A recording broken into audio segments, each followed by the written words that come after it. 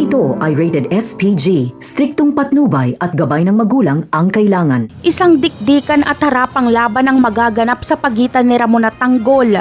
Walang gustong magpatalo dahil parehong pagmamahal kay Mokang ang kanilang ipinaglalaban. Hanggang sa malaglag sila mula sa itaas na bahagi ng bodega at mabibitawan ni Tanggol ang kanyang baril.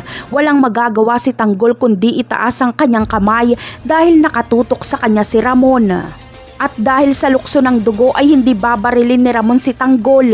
Tatanungin niya kung ano ang pangalan nito. Pero hindi sasabihin ni Tanggol ang kanyang pangalan at dadampot siya ng baril at muli na naman silang magbabarilan ni Ramon. Sa pagkakataong ito ay kailangan ng umatras nila Ramon dahil ubos na ang kanilang mga tauhan. Nakisali din kasi sa bakbakan ng mga Red Phoenix. Habang sila Tanggol naman ay kailangan na ring makalabas sa bodega na yon dahil nag-aagaw buhay na si Supremo dahil nabaril ito ni Lucio. Kapag manatili sila doon ay mauubos sila. Samantala, takang-taka naman si Ramon kung bakit kamukha niya ang kanyang nakaharap. Kaya paiimbestigahan niya ito at hahanapin niya si Tanggol.